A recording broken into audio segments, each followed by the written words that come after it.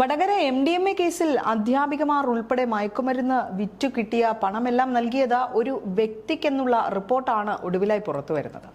വയനാട് സ്വദേശിയായ യുവാവാണ് MDMA മൊത്ത വിതരണക്കാരനെന്നും ഇയാളുടെ നിർദ്ദേശാനുസരണമാണ് പണമിടപാടുകൾ എല്ലാം നടന്നതെന്നുമാണ് ഒടുവിലത്തെ റിപ്പോർട്ട്.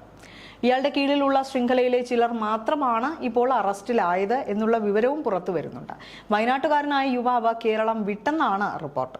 ഇയാൾക്കായി കേരള പോലീസ് അന്വേഷണം വ്യാപിപ്പിച്ചു കഴിഞ്ഞു.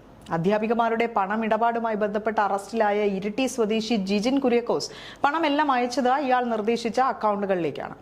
QR കോഡ് നൽകി പണം അയക്കാൻ നിർദ്ദേശിക്കുന്നതാണ് സംഘത്തിന്റെ രീതി. 1 കോടിയിലേറെ രൂപ ജിജിൻ അയച്ചിട്ടുണ്ടെന്ന് പോലീസ് കണ്ടെത്തുകയും ചെയ്തു. കേസിൽ അറസ്റ്റിലായ അധ്യാപികമാരുൾപ്പെടെയുള്ളവർ മയക്കുമരുന്ന് ഇടപാടിലൂടെ ലഭിച്ച പണം ഉപയോഗിച്ച് സ്വത്ത് സമ്പാദിച്ചിട്ടുണ്ടെങ്കിൽ NDPS ആക്ട് പ്രകാരം കണ്ടുകെട്ടുമെന്നാണ് ഇപ്പോൾ Kannur range DIG K Karthik പറഞ്ഞത്. ഇത്തരം കുറ്റകൃത്യങ്ങളിൽ ഏർപ്പെടുന്നത് അനധികൃതമായി സ്വത്ത് സമ്പാദിക്കാനാണ്. അറസ്റ്റിലായവർ മാസശമ്പളം ഉപയോഗിച്ചല്ലാതെ സ്വത്ത് സമ്പാദിച്ചിട്ടുണ്ടോ എന്നതും ഇവരുടെ ജീവിത രീതിയും പരിശോധിക്കുകയാണെന്നും DIG പറഞ്ഞു. അധ്യാപികമാരായ കാവ്യയുടെയും കീർത്തനയുടെയും അക്കൗണ്ടുകളിലേക്ക് ലക്ഷക്കണക്കിന് രൂപയാണ് എത്തിയിരിക്കുന്നത്.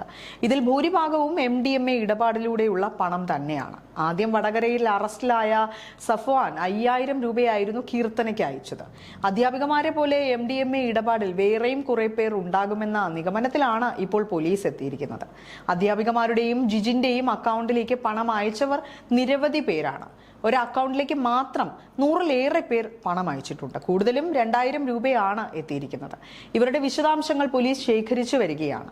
വടകര MDMA കേസിൽ 5 പ്രതികളെ ഇതിനോടകം തന്നെ അറസ്റ്റ് ചെയ്ത് കഴിഞ്ഞു പോലീസ്. ഇതിൽ 4 പേരുടെയും അക്കൗണ്ടിലേക്ക് 6 മാസത്തിനിടെ കോടികളുടെ ഇടപാടാണ് നടന്നത്.